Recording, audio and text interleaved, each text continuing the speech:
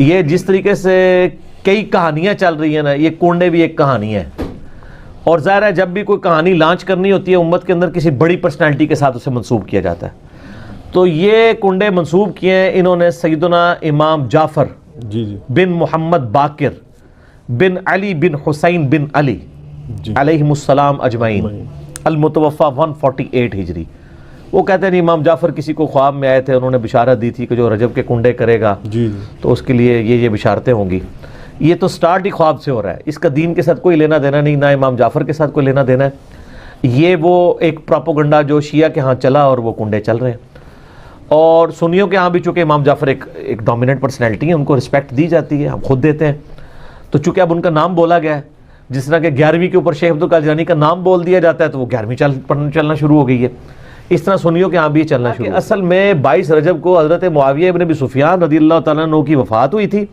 उस वफ़ात की खुशी में शिया जो है ना वो कुंडे बनाते हैं। मौजू पढ़ा जाएगी, घंटों तकरीर की जा सकती है, अशरा पढ़ा जा सकता है, सिर्फ इमाम सादिक वो मेरा बादशाह। अलूम कैसे फैल रहे हैं, लोग पढ़ने आ रहे हैं, कोई किसी मजहब से, कोई किसी मजहब से, कोई किसी मजहब से। एक शख्स आ गया, उसने कहा मैं पढ़ना चाहता हूं लेकिन तेरे अल्लाह को नहीं मानना। इमाम ने कहा चल मेरे अल्लाह को ना मान, किसी अल्लाह को तो मानता है, तेरा अल्लाह कौन है? उसने कहा मेरा अल्लाह कोई भी नहीं। इमाम ने कहा सजदा किसे करता है? उसने किसी को भी नहीं। किसकी इबादत करता है? उसने किसी को भी नहीं। अल्लाह की ताकत? उसने कहा मैं नहीं मानता। ये दुनिया कैसे बनी? उसने कहा खुद ही। उसने कहा मैं दहरिया हूं, मैं ला मजहब हूं, मेरा अकीदा है हर चीज खुद वजूद में आई है, खुद फना में बदल जाएगी। और ये अकीदा आज भी है, आज भी मजहब के मौजूद। उसने कहा मैं ला मजहब हूं, मैं कायल नहीं हूं। अब बताएं पढ़ाएंगे कि नहीं? मैंने कहा पढ़ाएंगे। पढ़ना क्या चाहता है? तिब सीखना चाहता हूं, हिकमत सीखना चाहता हूं, हकीम बनना चाहता हूं, मेडिकल सीखना चाहता हूं। इमाम ने कहा पढ़ाएंगे। पढ़ना शुरू हो गया, मुसलसल इमाम की यूनिवर्सिटी में मकतब में आ रहा है और इमाम से दर्स ले रहा है। एक दिन बैठ के हलीले के बीज कूट रहा था। बुजुर्ग दुआ फरमा रहे हैं मेरे लिए बड़ी सादत। इमाम को खबर हो गई कि अब लोहा गर्म है। वो बैठ के हलीले के बीज कूट रहा है। इमाम करीब गए, करीब जाके इमाम पत्थर पे बैठ गए। इमाम ने कहा देख तू मेरा बड़ा शागिर्द काबिल है, जो मैं तुझे पढ़ाता हूं तू सीखता है और उस पर अमल करता है। आज कोई इम्तिहान ले। जी मौला लें। इमाम ने फरमाया क्या कर रहा है? मालिक आपने कल वाले दर्श में बताया था कि हलीले के बीज कूट के एक सफूफ तैयार होता है जो जिल्द के अमराज का इलाज होता है। इमाम ने कहा अच्छा, तो उस पर तजर्बा कर रहा है? जी तजर्बा कर रहा हूं। इमाम ने फरमाया चल तू मुझे इसी पे सवाल करते हैं, दुनिया में पहले बीज आया था या दरख्त?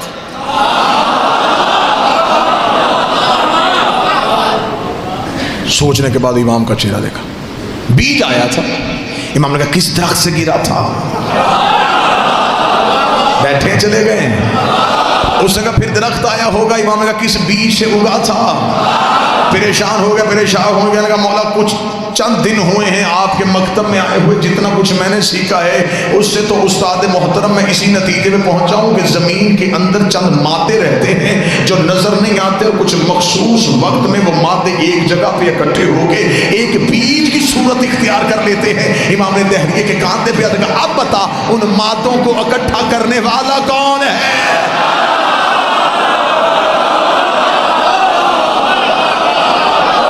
है जो उन मादों को इकट्ठा करता है? तूने ना नजर आने वाले मादे मान लिए, ना नजर आने वाला अल्लाह क्यों नहीं माना? जैसे मादे नजर नहीं आते ऐसे मादों का खालिक भी नजर नहीं आता।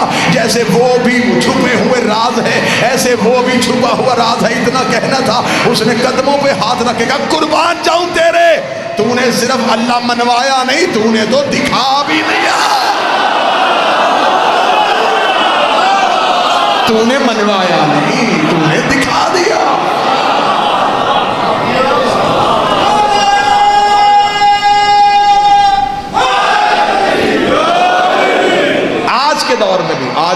हमारा बच्चा 3.5-4 साल का हो जाए तो हम उसे तालीम के लिए भेजते, प्ले ग्रुप में बिठाओ, इसे केजी में बिठाओ, नर्सरी प्रेप, ताकि ये सीखे।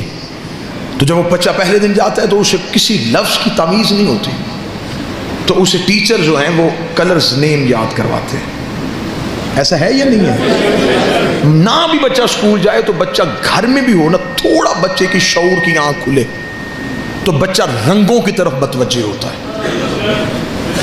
फीके हुए रंग, जैसे जैसे वो कलर देखता जाएगा बच्चा लपकेगा। रंगों के साथ पढ़ाने का तरीका सबसे पहले मेरे इस मौला ने मुतारफ करवाया।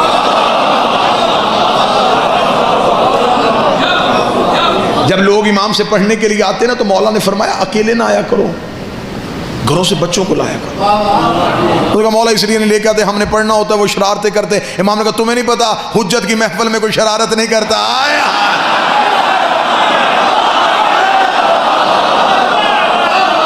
लाया करो, बच्चे लेके आया करो साथ। अगले दिन वो बच्चे साथ लेके आए। इमाम ने जब एक दर्स पढ़ा दिया तो इमाम बच्चों के साथ ज़मीन पे बैठ गए। और उस दिन तारीख कहती है कि इमाम मुख्तलिफ रंगों के फल लेके आए थे। इमाम ने बच्चों को वो मुख्तलिफ फल दिखाने शुरू किए। लोगों ने इमाम से कहा मौला ये क्या कर रहे हैं? इमाम ने फरमाया तुम नहीं जानते, बच्चा सबसे पहले रंगों से सीखता है। ये बच्चों की तालीम का तरीका भी इमाम ने मुतारफ करवाया। आज भी दुनिया की टॉप 3 यूनिवर्सिटीज के प्रोफेसर्स ने मिल के बैठ के मुत्फिक अलग ये फैसला किया है कि दुनिया में एक शख्सियत है जिसने हर इल्म पे बात की है, जो शीयों का छठा इमाम है। और दुनिया की ये मजहब की सच्चाइयां हैं। ये मैं अपनी कौम के नौजवानों के मालूमात के लिए इस पे रिसर्च कीजिएगा।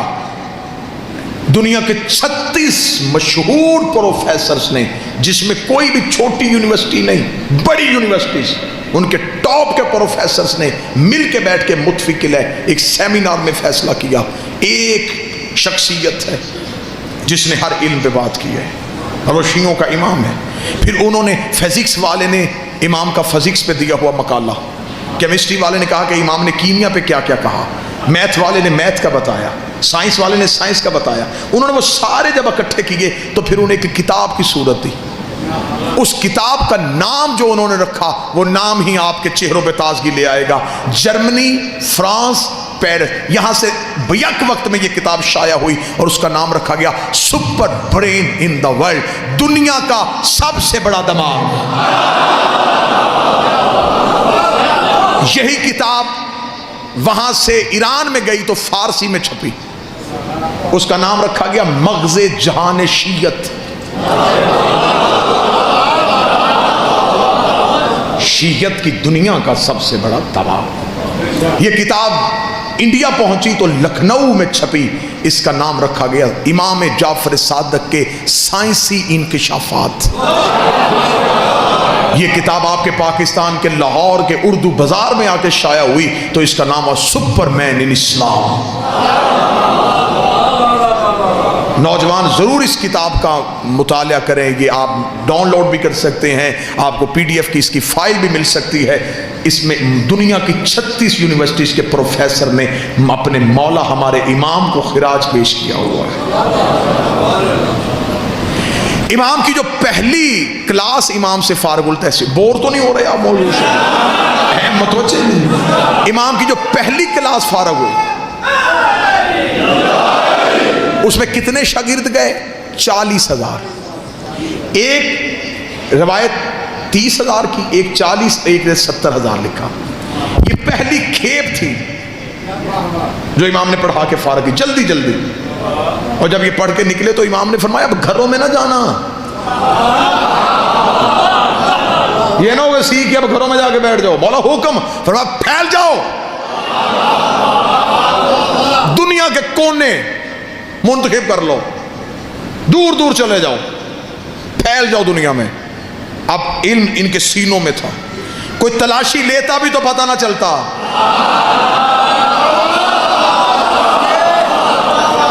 इमाम ने सीनों में इल्म का बारूद भरा।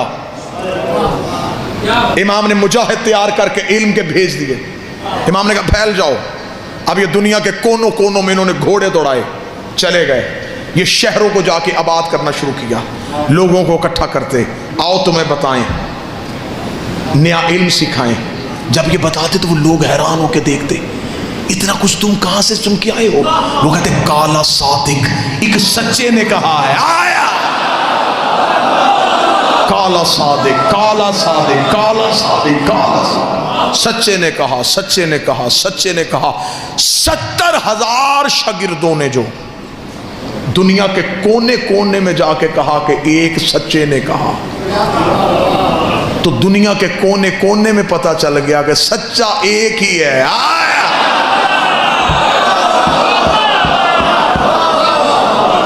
अब ये फिका फैल रही है, जहां भी जा रही है ये फिका सादकी हो रही है।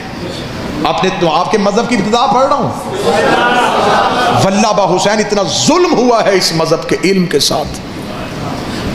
शेख तूसी के किबला तशरीफ फरमाइन की तायद, शेख तूसी हमारे मजहब का, उनके दौर तक इमाम के 400 कुतुब इमाम की मौजूद थी, कलमी नुस्खे। सकूत बगदाद जब हुआ तो फिर उलमा कहते हैं सिर्फ 33 किताबें बची, बाकी सारी किताबें जाया की गई। शियों का इल्मी जखीरा बिल्कुल तबाह किया गया। 33 किताबें बची। जितना कुछ आज बयान हो रहा है ये उन 33 में से है।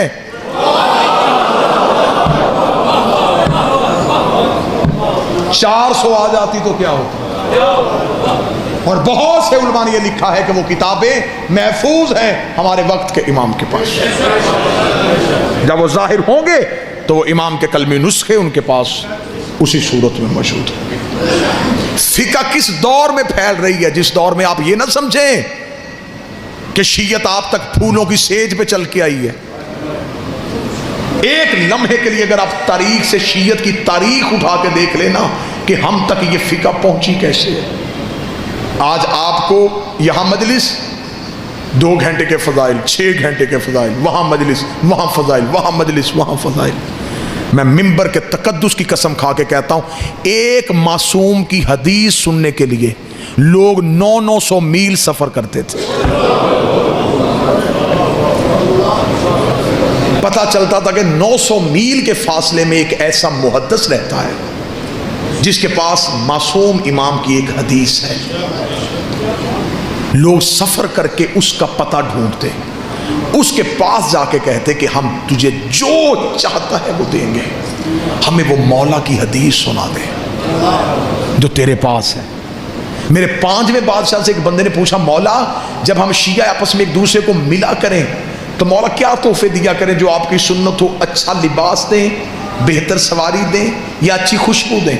इमाम फरमाते अगर मेरा शिया दूसरे शिया को बेहतर तोहफा देना चाहता है, सबसे बेहतर तोहफा ये, जब भी एक दूसरे को मिलो हमारी हदीस सुनाया करो। वो उससे मिले कि तेरे पास कोई मौला का नया फरमान है, कहीं से कोई नया बादशाह का फरमान सुना है तो मुझे सुना।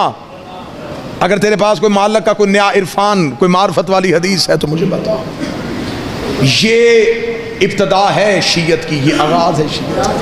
अगर आप बिल्कुल जल्दी जल्दी में, ज्यादा से ज्यादा नहीं तो 7-8 मिनट में मैं आपको एक किस्सा सुना दूं कि कितनी मुश्किल थी उस दौर की शीयत। कि एक शख्स ने कूफे में, शिया नहीं था, गैर शिया था, इमाम की फिका जो है सरकारी तौर पे नाफज नहीं थी, फिका दूसरी नाफज थी। इस शख्स ने गुस्से में अपनी जौजा को तलाक दे दी। सुबह को उठ के इसने उल्मा से रजू किया। हल, उन्होंने जो हल बताया उसने कहा नहीं, इस्लाम गैरत का मजहब है। मिंबर की तहजीब हर बात को खोलने की इजाजत भी नहीं देती। ये तो मौलवी का शुरू से तरीका कार है ना जी, कि कोई ना कोई रास्ता तो उसने निकाल। एक बंदे ने मौलवी से जाके कहा था, उसने कहा मौलवी साहब मैंने गुस्से में अपनी बीवी को तलाक दे दी है। उसने कहा जी ये हल है। उसने कहा ये नहीं मौलवी साहब, इसके अलावा कोई हल? उसने कहा मैं कैसे हल निकालूं? उसने कहा अच्छा मौलवी साहब हल कोई नहीं, मेरी किस्मत ये 10,000 रुपया मदरसे के लिए चंदा लेके आया था, अगर कोई हल निकल आता तो शायद चंदा भी दे देता। उसने कहा अच्छा मुझे बता, तलाक कहा था या तलाक कहा था? उसने कहा जी मैंने तलाक कहा था। उसने कहा ते से नहीं होती,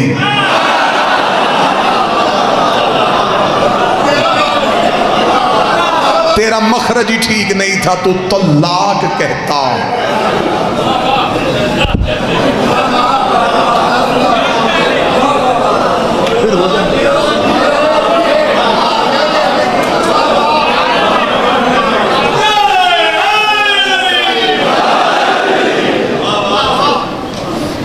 इकबाल ही ने कहा था ना कि मुल्ला तो अबलीस को भी बरगला दे। अब उसने कहा कि कोई हल? उन्होंने कहा जी हल तो फिर यही है। उसने कहा यार कोई किसी जगह से कोई और हल मिल सकता है? एक शख्स ने कहा एक हल है, एक फिका है,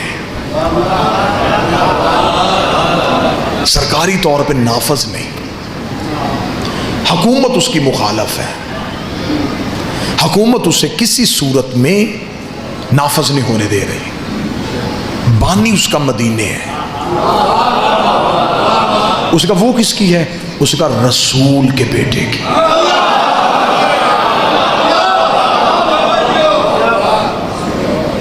अब उस दौर में ना प्रेस ना मीडिया, उसने कहा कोई रसूल का बेटा मौजूद है वहां पे?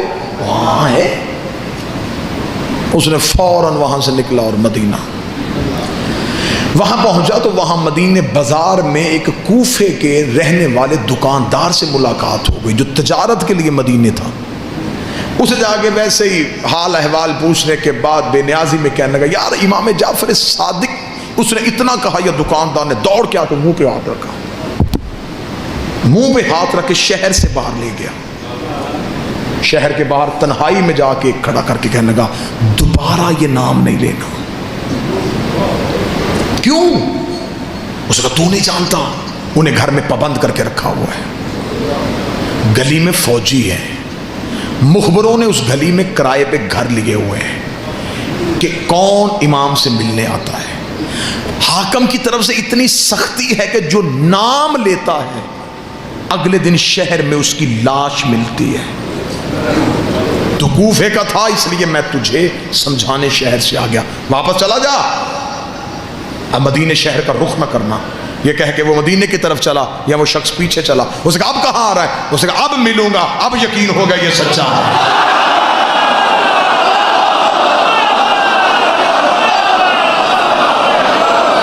क्यों सच्चा है? उसने कहा झूठ पे पाबंदी नहीं होती,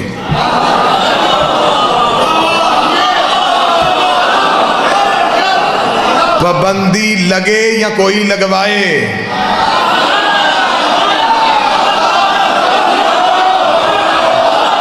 होती हमेशा सच पे ही है। सच होता है कड़वा, हकीकत निकलनी बड़ी मुश्किल होती है। उसका वो सच्चा है, अब इससे मैंने मिलना है। उसका फिर ठीक है, कत्ल के लिए तैयार हो जा। उसका मर तो मैं पहले ही गया हूं, अब मैं मिलूं ही मिलूं। वो गया, जाके उसने जब पता करता करता करता पहुंचा तो हालत क्या है? गली में फौजी, छतों पे सिपाही, तलवारें, मुखबरों की आंखें दरवाजों से, इतना वहशतनाक माहौल। वापस पलट आया, दूसरे दिन फिर वक्त तब्दील करके गया, हालात हुए। तीसरे दिन रात के वक्त गया,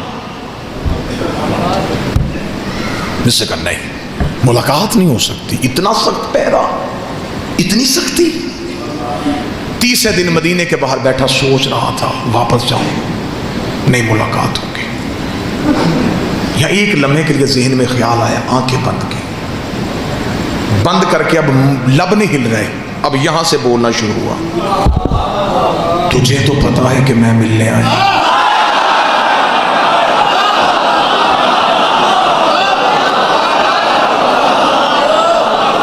तुझे तो खबर है कि मैं आया।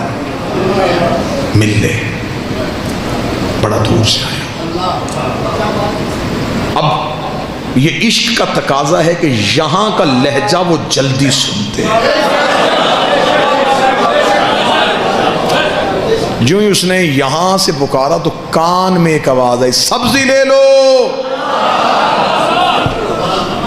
इसने पीछे मुड़ के देखा तो एक सब्जी फरोश, बसीदा सा लिबास, सर पे सब्जी का टोकरा, बेनियाजी से जा रहा है।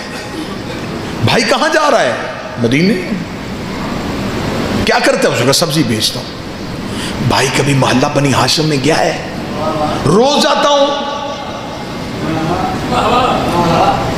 कभी इमाम से मिला है? नहीं मिला तो नहीं हूं, लेकिन मैं चाहता हूं, क्योंकि मैं किसी से कोई मेरा ताल्लुक नहीं, मैं तो दुकानदार हूं, मैं सब्जी बेचता हूं। अच्छा, तुझे कोई रोकता नहीं? मुझे क्यों रोकना, मैं तो अपने कारोबार के लिए आता हूं। भाई सब्जी बेचेगा? क्या लेगा? नहीं सारी दे।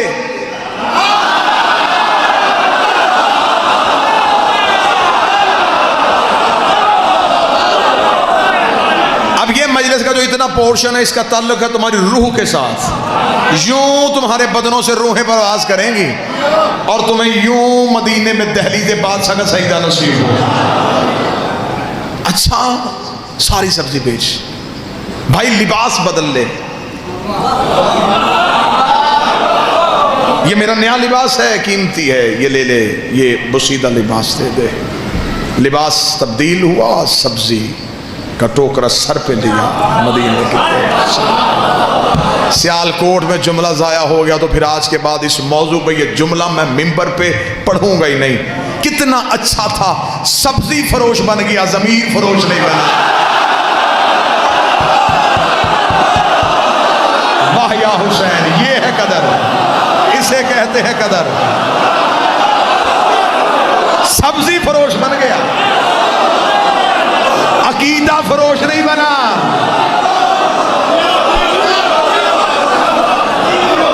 अकीदा नहीं बेचा।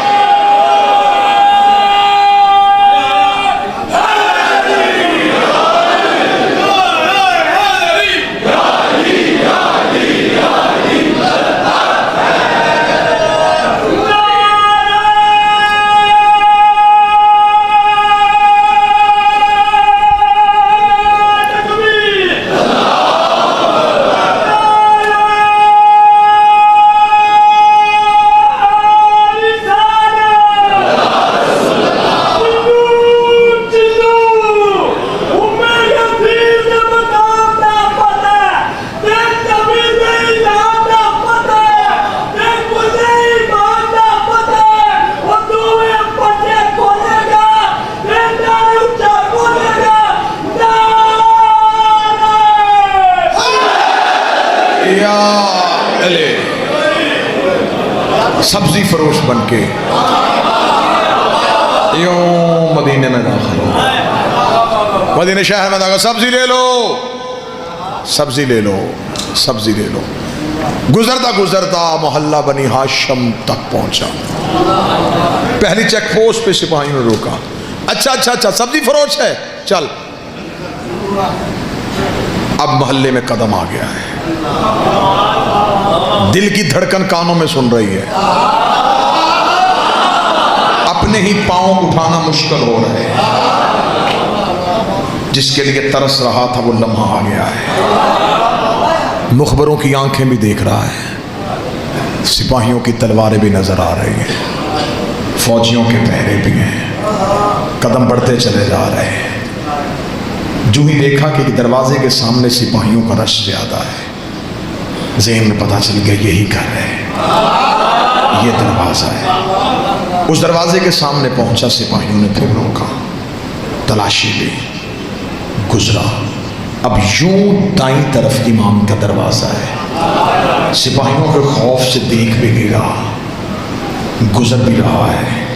अगला कदम दरवाजे से आगे बढ़ने वाला था, या फिर यहाँ से बोला, यहाँ तक मैं आ गया हूँ, यहाँ तक आना मेरे बस में था, यहाँ तक मैं पहुँच गया हूँ। अब गया तो फिर मैं चला जाऊँगा, अब नहीं मैं वापस आऊँगा। मुझे 3 दिन हो गए तेरे इंतज़ार में, अब तू मुझसे मिल ले। चल जवाब ना बताना, मिल तो ले। चल देख तो लूं। अभी ये कह रहा था या इमाम की हवेली का दरवाजा खुला, नौकर की आवाज आई, सब्जी फरोश अंदर आ, आज मौला ने सब्जी दे के लेनी है। तो बैठा है सियालकोट में, आज मेरे मौला ने सब्जी दे के लेनी है।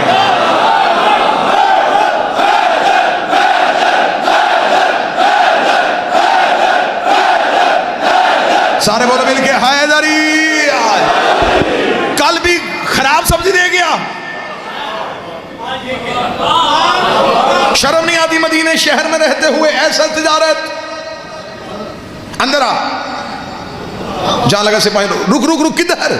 वो गुलाम कह रहा है कि उसके आका ने आज सब्जी देख के लेनी है। जानता है अंदर कौन है? नहीं, शियों का इमाम है, हाकम की तरफ से पाबंदी है, कोई नहीं मिलेगा, हम तेरे साथ जाएंगे। दो सिपाही फिर साथ चले।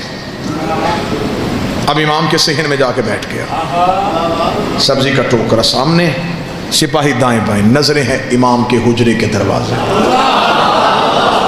कितना खुश नसीब था बादशाह के सेहन में बैठा, नजरें यूं हुजरे के दरवाजे पे और देख रहा है। देखूंगा, पूछूंगा कुछ नहीं, देखो तो सही कि मोहम्मद कैसे थे।